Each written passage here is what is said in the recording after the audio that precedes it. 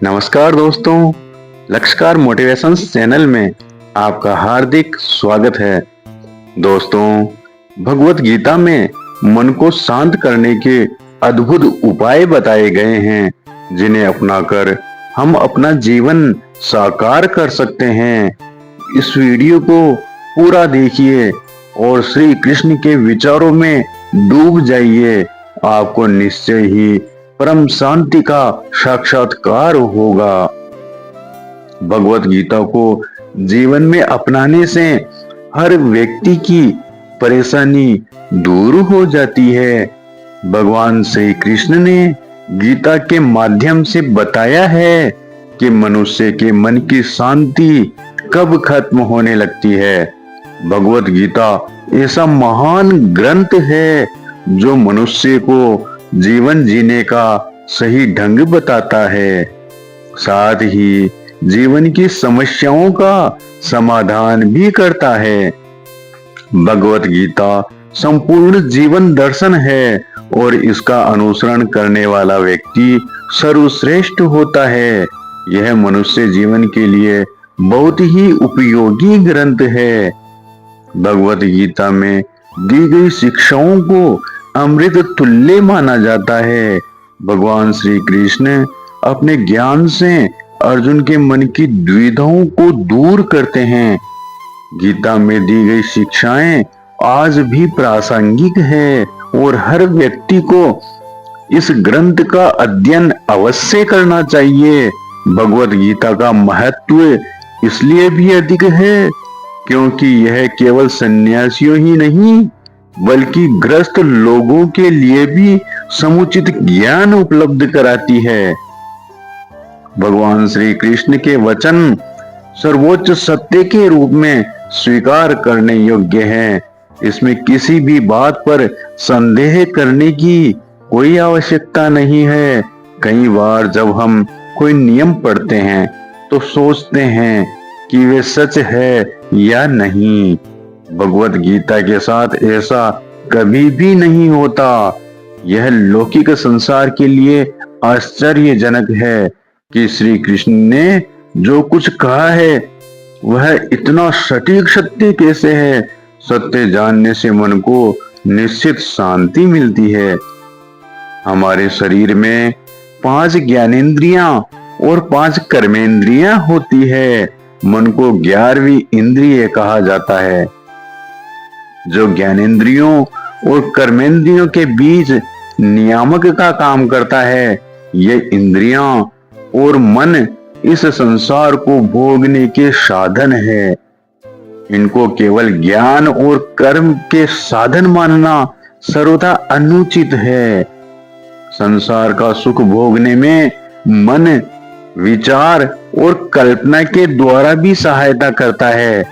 मनुष्य का मन संसार की सबसे अशांत चीज है, इसलिए मन को चंचल कहा गया है। हमारे साथ अक्सर ऐसा होता है कि हम काम कुछ और कर रहे होते हैं और हमारा ध्यान कहीं और होता है। ध्यान को केंद्रित करना एक ऐसा उपाय है जो माया मोह को बिजली की तरह काट देता है, पीछे कुछ भी नहीं छोड़ता। भगवान श्री कृष्ण भगवत गीता के 6ठे अध्याय में कहते हैं कि मन को निरंतर अभ्यास और वैराग्य से नियंत्रित किया जा सकता है। वे कहते हैं कि मन चंचल और अस्थिर प्रकृति के कारण भटकता है और हमें शांति के लिए मन को स्थिर रखना होता है। इसलिए हमें मन को हमेशा अपने नियंत्रण में वापस लाना चाहिए।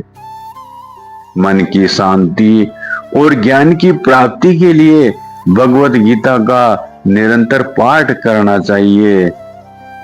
भगवान श्री कृष्ण ने मन को नियंत्रित करने के महत्व का विस्तार से वर्णन किया है।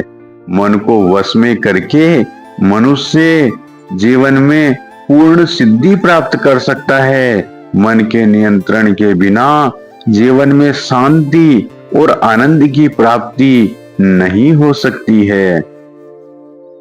प्रकृति में गंभीर और ख्यालों में आजाद रहें। जीवन के प्रति सकारात्मक दृष्टिकोण रखें। मन को नियंत्रित करने का तरीका जानना हमारे लिए निश्चित रूप से सार्थक है। मन एक छोटे बच्चे की तरह होता है। जैसे बच्चा हर चीज की ओर आकर्षित होता है, वैसे ही चीजें हमारे मन को भी अपनी ओर खींचती है। मन के लिए कुछ चीजें बहुत ही खतरनाक होती है। मन सब कुछ चाहता है, वह नहीं समझता कि उसके लिए क्या अच्छा है और क्या बुरा है। इसलिए मन को नियंत्रित करके अच्छी चीजें अपनाई जा सकती है और बुरी चीजों का परित्याग किया जा सकता है। हमारी बुद्धि और आध्यात्मिकता को मन पर नियंत्रण रखना चाहिए। कई लोगों का कहना है कि भगवत गीता पढ़ने के बाद मन उदास हो जाता है। मैं उनसे कहना चाहता हूँ कि ऐसा इसलिए होता है क्योंकि आप गीता को उस तरह नहीं पढ़ रहे हैं जिस तरह से इसे पढ़ा, समझा और अनुसरण किया जाना चाहिए। भगवान श्री कृष्ण कहते हैं कि किसी के प्रति नफरत और ईर्ष्या रखने से जीवन में कोई खुशी प्राप्त नहीं की जा सकती। ईर्ष्या व्यक्ति के मन की शांति का हरण कर लेती है। मानव को अहंकार से भी बचना चाहिए क्योंकि अहंकार बुद्धि को भ्रमित कर देता है। भ्रमित बुद्धि अशांति पैदा करती है। जब श्री कृष्ण अर्जुन को भगवत गीता के उपदेश देते हैं तो वे शांत रहते हैं। वे सांसारिकता से मुक्त और विरक्त होते हैं। बस चीजों को वैसे ही बताते हैं जैसी वे वास्तव में है। मन को अनुशासित करना चाहिए।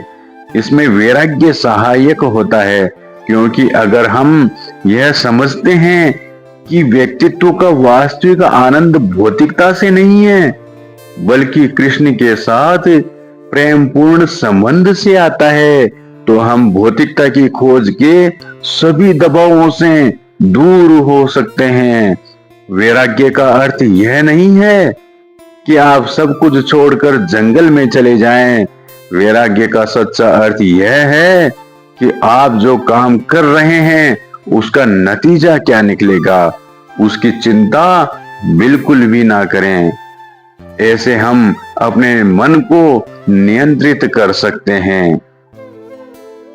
जिंदगी ने आपको जीवन के कई कुतर्की सत्य सिखाए हैं। जैसे आप अपने भाग्य के स्वामी स्वयं होते हैं, ऐसा ही सब कुछ होता है।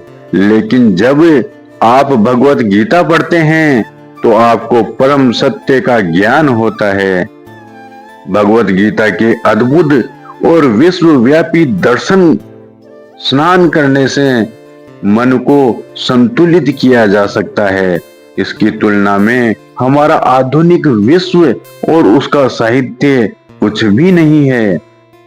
भगवत गीता का पैमाना बहुत विस्तृत है, अनंत ब्रह्मांड की तरह। श्री कृष्ण के द्वारा बताई गई बातें सार्वभौमिक सत्य है, यहाँ तक कि इस दुनिया से बाहर तक है। हम भगवान के साथ अपने सनातन संबंधों को भूल गए हैं, इसलिए कष्टदायक दुख पा रहे हैं। भगवत गीता हमें भगवान से अपने शाश्वत संबंध का स्मरण कराएगी। भगवान श्री कृष्ण भगवत गीता के दूसरे अध्याय में कहते हैं कि देहधारी आत्मा इंद्रिय भोग से प्रतिबंधित हो सकती है। हालांकि इंद्रिय विषयों के लिए स्वाद बना रहता है, लेकिन उच्च स्वाद का अनुभव करके ऐसी संबंधता समाप्त हो जाती है, वह वास्तविक रूप से स्थिर हो जाती है। भगवत गीता में वेदांत का सार है और समस्त दार्शनिकों के दर्शन हैं। एक को सब में और सबको एक में देखना शुरू करें। इस परिदृश्य में आपके पास खोने के लिए क्या है, आप इस एहसास से खुश हो जाएंगे। ऐसा नहीं है कि हर व्यक्ति को शांतिपूर्ण मन मिलता है, लेकिन कई लोगों को मिलता है। जब मन की चंचलता होती है, तब न तो काम करने में मन लगता है और न ही किसी एक चीज पर ध्यान केंद्रित हो पाता है। यह सब आपके जीवन में चल रही किसी घटना के कारण हो सकता है या फिर ऐसे ही हो सकता है। मगर आप चिंता न करें, ये कुछ बातें हैं जिनकी मदद से आपको इन बेतुके विचारों से छुटकारा पाने में मदद मिलेगी। भगवत गीता का तात्पर्य अधिकार के साथ ही कर्तव्य, जिम्मेदारियां, नैतिकता, नैतिक दृष्टिकोण, कर्मशील इत्यादि है। अगर आप मानसिक तनाव में रहते हैं तो श्री कृष्ण के इन वचनों को ध्यान से समझना नितांत आवश्यक है और यह आपके तनाव को दूर करने में काफी कारगर भी होता है।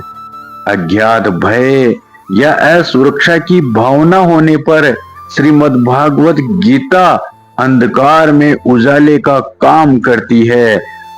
जब कभी भी आप तनाव से घिर जाएं, तो श्रीमद् भागवत के ये श्लोक जरूर पढ़ें।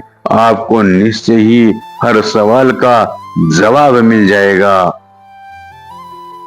हर किसी के जीवन में एक ऐसा दौर अवश्य आता है जब व्यक्ति दुखों और अनुभवों से पर्याप्त मात्रा में क्षत विक्षत हो जाता है। ऐसे में सही समय की प्रतीक्षा करें। अच्छा दौर आपके लिए तीव्र गति से दौड़ा चला आ रहा है। ये उपाय आपके मन का भटकाव रोककर आप में एकाग्रता ला देंगे। सर्वप्रथम मन को ध्यान मग्न करने की कोशिश करें। अगर आप वास्तव में ध्यान कर पाएं, तो आपका मन वैसे ही वाष्पीकृत हो जाएगा जैसे सूर्य की किरण पड़ते ही जल हो जाता है। किसी शांत वातावरण में बैठें या ऐसे प्राकृतिक सौंदर्य के बीच जहां मन स्थिर पानी की भांति ठहर जाता हो। लंबी लंबी सांसें लें। अपनी हर सांस पर आंखें बंद करके ध्यान केंद्रित करने की कोशिश करें। कैसे हम अच्छाइयों को अपने भीतर आत्मसात करते जा रहे हैं और कैसे बुराइयों को बाहर निकाल फेंक रहे हैं। यह बेहद ही आसान प्रक्रिया है, लेकिन इसके अच्छे परिणाम सिर्फ नियमित अभ्यास करने से ही मिलेंगे। इसलिए पहली बार में ही आपको सफलता मिल जाए, ऐसा नहीं होता है। तनाव की समस्या को हल करने के लिए भगवत गीता को एक बार में मत पढ़ो। प्रतिदिन 10 श्लोक पढ़ो और उनका चिंतन मनन करो। नियमित रूप से अभ्यास कीजिए, नियमित रूप से व्यायाम कीजिए। यह आपके तन के साथ ही मन को भी स्वस्थ रखेगा। जब आपका मस्तिष्क तनावग्रस्त होता है, तो आपका शरीर भी तनाव युक्त होता है। ऐसे में अपने शरीर और मस्तिष्क को तनाव मुक्त करने का सबसे अच्छा तरीका है व्यायाम करना। आप चाहें तो योगा भी कर सकते हैं या अपनी मन पसंद का कोई खेल खेल सकते हैं। ये सभी आपके मन के विकार दूर कर देंगे। मन से नकारात्मक शक्तियों को निकाल बाहर फेंकें, जिससे आपका मन शांत हो जाता है। अपने आप को अच्छे कामों में व्यस्त रखिए, मन का भटकाव कम हो जाएगा।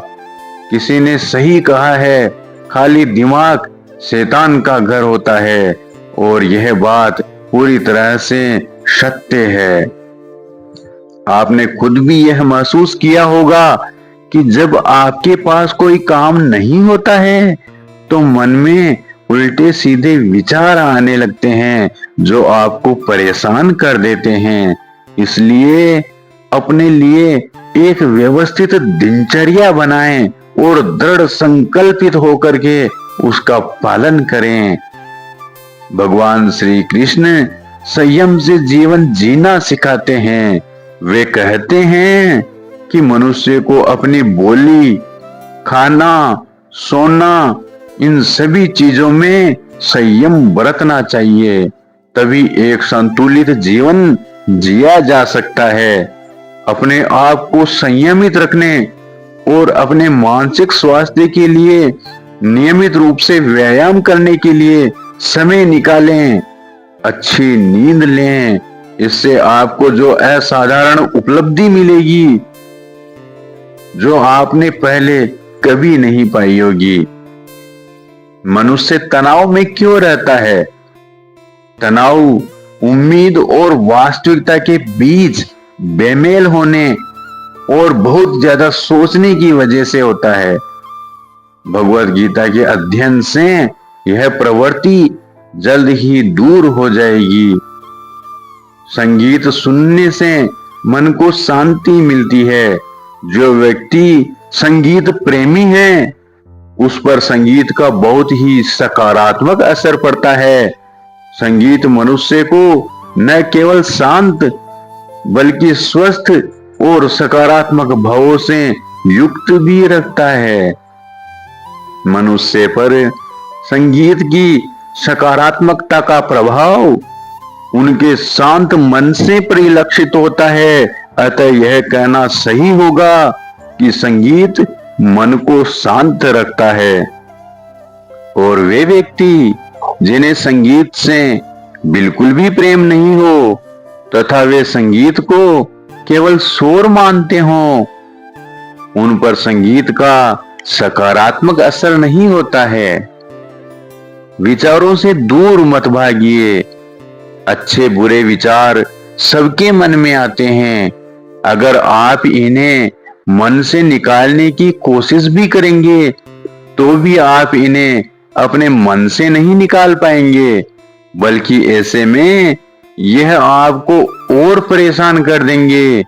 जरूरत तो बस इस बात की है कि इनमें से किसको अंतःकरण में समाहित करना है और किसको बाहर निकालना है, यह नियंत्रित करना आवश्यक होता है। अपने मन को शांत रखने का मतलब यह नहीं है कि हमें इनसे भागना है या विचार कभी मन में आ ही नहीं सकते, बल्कि मन को शांत करने का मतलब यह है कि हम अपने मन के विचारों से परेशान न हो और इसे एक मानसिक प्रक्रिया समझकर इस पर ज्यादा ध्यान नहीं दें। जब अर्जुन मानसिक रूप से उदास हो गया था, यह देखकर कि उसके अपने परिवार के लोगों के साथ ही उसे लड़ना है, तभी भगवान श्री कृष्ण ने कुरुक्षेत्र के मैदान में अर्जुन को अपना कर्तव्य याद दिलाया, परामर्श के रूप में उपदेश दिया। गीता में दिए गए इन्हीं उपदेशों से मनुष्य अपने मन को स्वस्थ बनाए रख सकता है। भगवान श्री कृष्ण कहते हैं कि ध्यान ही है जो आपको शांति और सद्भाव खोजने में मदद करता है। ध्यान का अभ्यास व्यक्ति को सभी कष्टों से मुक्त कर देता है। दृढ़ संकल्प और निरंतर उत्साह के साथ आप ध्यान करें। सभी स्वार्थी इच्छाओं और लालची अपेक्षाओं को त्याग कर इंद्रियों को नियंत्रित करने के लिए अपनी इच्छा शक्ति को मजबूत करें। ध्यान एक ऐसी प्रक्रिया है जो आपके मानस पटल को स्वस्थ रखते हुए अच्छे अच्छे विचारों को जन्म देती है। ध्यान से आपको मानसिक शांति प्राप्त होती है, जो अच्छे विचारों को जन्म देकर मन को स्वस्थ रखने में मदद करती है।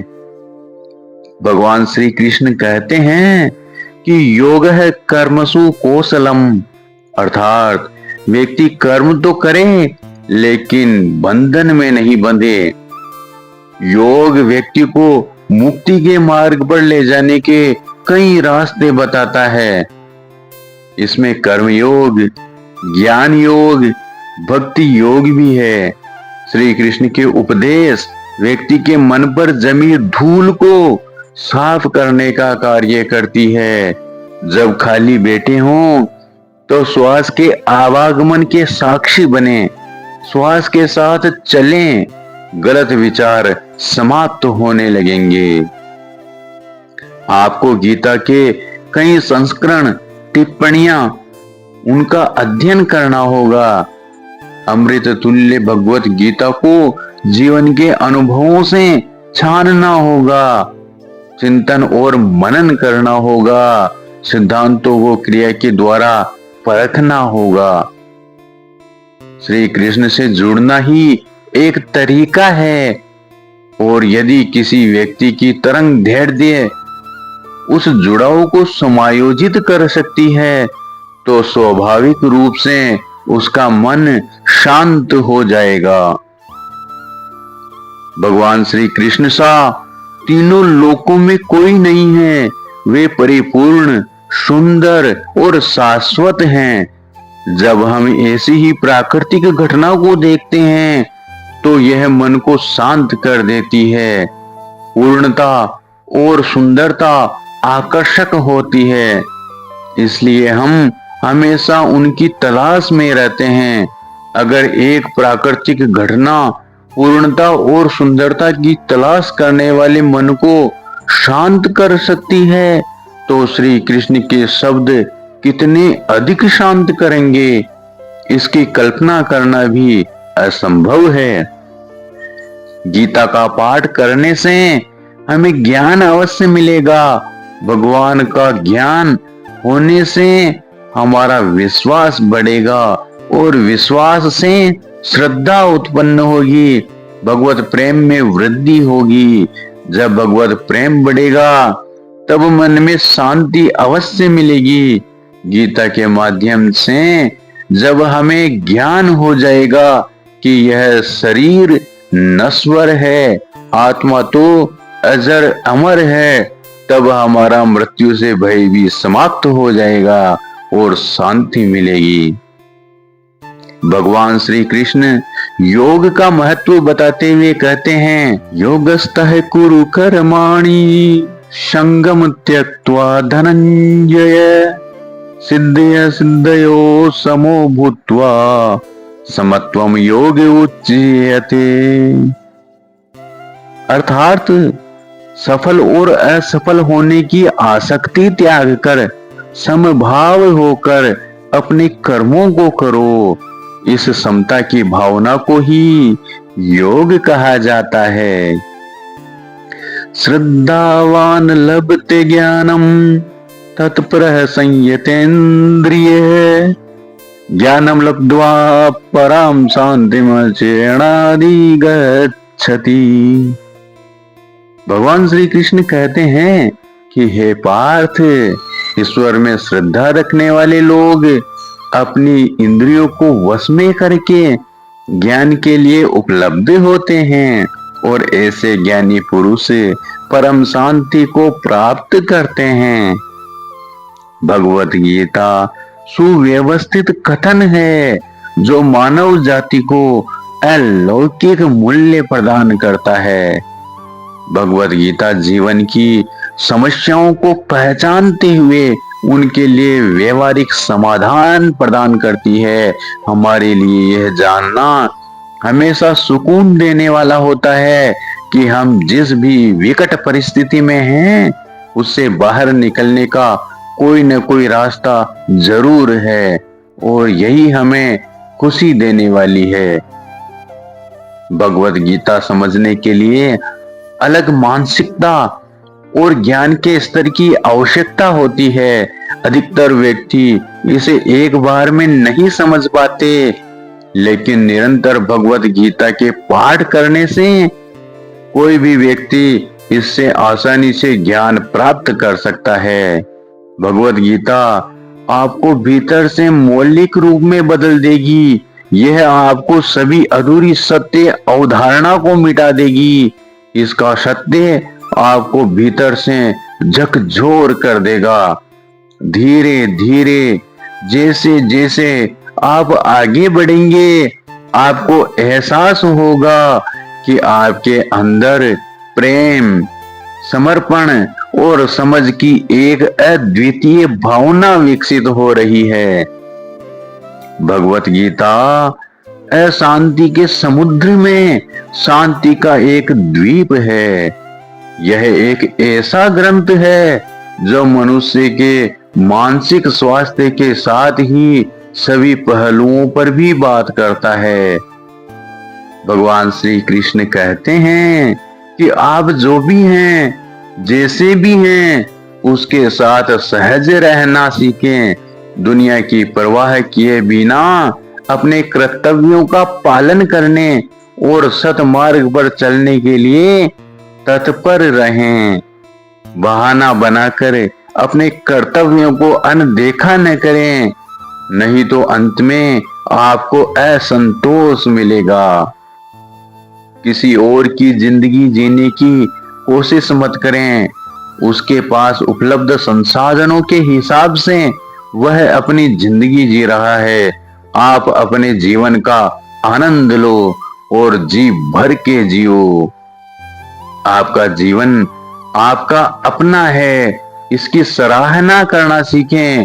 भगवान श्री कृष्ण कहते हैं कि हमेशा कर्म करो और फल की इच्छा मत करो, निश्चय ही आपके प्रयास फलीभूत होंगे। अन्यथा इन सब का क्या मतलब है? आपको जीवन में सफलता हासिल करने के लिए यात्रा पर ध्यान केंद्रित करना है, न कि गंतव्य पर। ज्ञान से हम आत्मा और भक्ति से हम परमात्मा को जान पाते हैं, लेकिन कर्म से आत्मा परमात्मा दोनों को जाना जा सकता है। हमें अपना ध्यान हमेशा लक्ष्य की ओर लगाना चाहिए। गीता के इस उपदेश से मनुष्य के मानसिक स्वास्थ्य में वृद्धि होती है।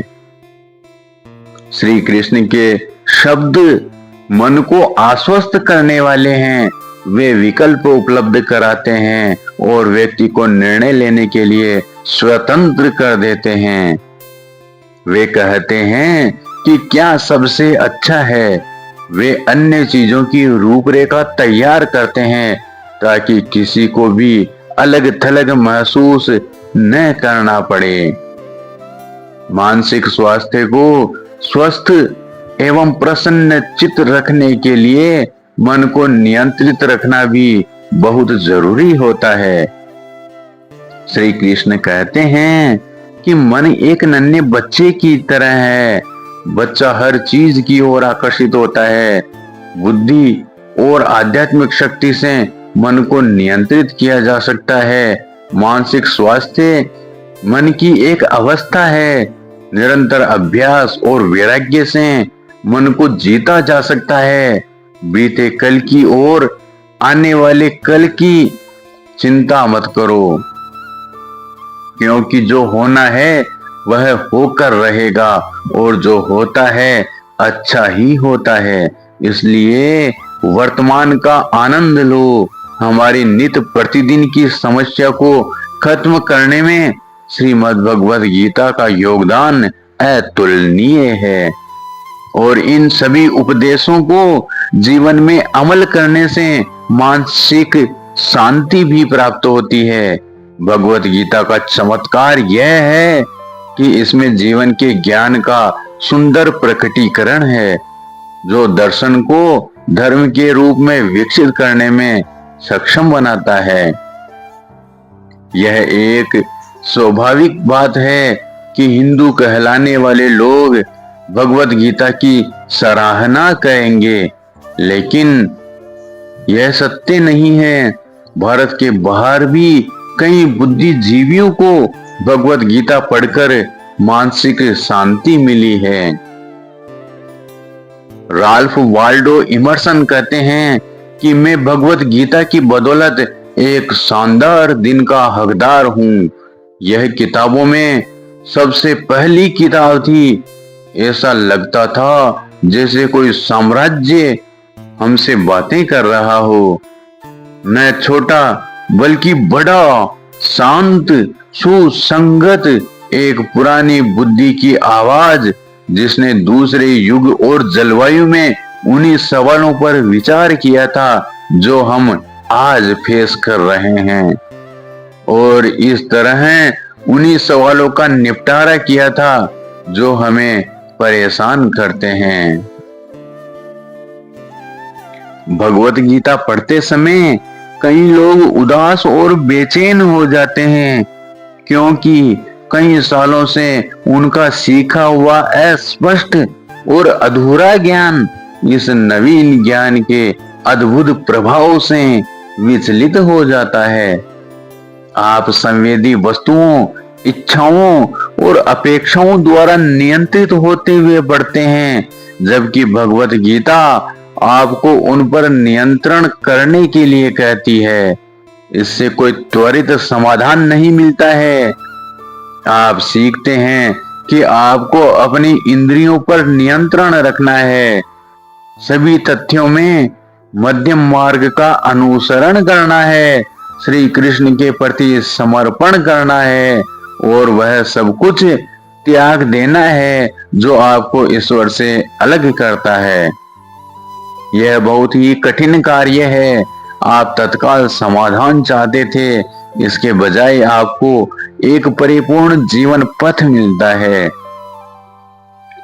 गीता सुगीता कर्तव्या किमन्ये शास्त्र विस्तरे या स्वयं पद्मनाभस्य मुख पद्माद्विनिसृता। भगवत गीता भगवान के श्री मुख से निकली है, अतएव किसी को अन्य वैदिक साहित्य पढ़ने की आवश्यकता नहीं रहती। केवल भगवत गीता का ध्यान पूर्वक तथा पूर्ण मनोयोग से श्रवण या पठन कर लें तो भी परम ज्ञान की प्राप्ति हो जाती है, क्योंकि यह समस्त वैदिक ग्रंथों का सार है। भगवत गीता का पाठ करने से ज्यादा जरूरी है उसमें बताए गए उपदेशों को अपनी जिंदगी में उतारना, क्योंकि केवल पाठ करने से कोई लाभ नहीं होने वाला। यह केवल रटंत विद्या ही रह जाएगी। एक बार एक महात्मा जी के पास एक माँ अपने बच्चे को लेकर जाती है और कहती है कि ये गुड़ बहुत ज्यादा खाता है, इसे समझाइए। तब महात्मा जी ने कहा कि इसे 7 दिन बाद मेरे पास लाना। माँ ने ऐसा ही किया। फिर महात्मा जी ने उसे समझाया और उसने गुड़ खाना कम कर दिया। माँ ने पूछा, महात्मा जी, ये तो आप 7 दिन पहले भी कर सकते थे, फिर 7 दिनों के लिए इसे क्यों टाला? महात्मा जी ने बताया कि 7 दिन पहले मैं स्वयं गुड़ का अधिक सेवन करता था, तो बच्चे को कैसे सुधार सकता था? इन 7 दिनों में मैंने इसके दुष्प्रभाव को अपने जीवन में उतारा। इसका तात्पर्य यह है कि भगवत गीता को अपने जीवन में उतारें। इसका पारायण उतना महत्वपूर्ण नहीं है जितना कि उसका आचरण है। भगवत गीता का हर श्लोक कुछ न कुछ संदेश देता है। ऐसे ही कुछ श्लोक हैं। मन्मना भव मद भक्तो मद्याजी माम नमस्कुरु मामे वैस्यसि सत्यम ते प्रतिजाने प्रियो असी में। अर्थात भगवान श्री कृष्ण कहते हैं कि हे अर्जुन, तू मुझ में मन वाला हो, मेरा भक्त बन, मेरा पूजन करने वाला हो और मुझको प्रणाम कर। ऐसा करने से तू मुझे ही प्राप्त होगा, यह मैं तुझसे सत्य प्रतिज्ञा करता हूं, क्योंकि तू मेरा अत्यंत प्रिय है। भगवान श्री कृष्ण कहते हैं कि जीवन में आने से मृत्यु सिद्ध हो जाती है, और इस जीवन में मृत्यु से पहले जो कुछ भी होता है, मान सम्मान अपमान आदि, सबके सब भ्रम है। क्योंकि किसके बीच आपका मान सम्मान हुआ और किसके बीच में अपमान हुआ, सोचिए। आपके ही समान जीवन मृत्यु में उलझे हुए व्यक्ति के सामने एक दिन उन व्यक्तियों की भी आपके समान ही मृत्यु हो जाएगी। तो फिर मान और अपमान की क्या चिंता, एक दिन हमारी आपकी हर उलझन का अंत हो जाएगा। शांति अशांति अनुभव करने वाला ही नहीं होगा तो अनुभव कौन करेगा। जब मन रूपी तालाब पूरी तरह शांत हो, तब जो कल्याण है वह घटित होगा। धैर्य के साथ होश या जागृति का दिया जलाए रखें, इसी में कल्याण है और यही श्रेयस्कर है। हमारे विचार आपको कैसे लगे, प्लीज़ अपने कमेंट्स बॉक्स में अवश्य बताएं, ताकि हमें सकारात्मक ऊर्जा मिलती रहे। साथ ही यह भी बताएं कि इनसे हम क्या सुधार कर सकते हैं।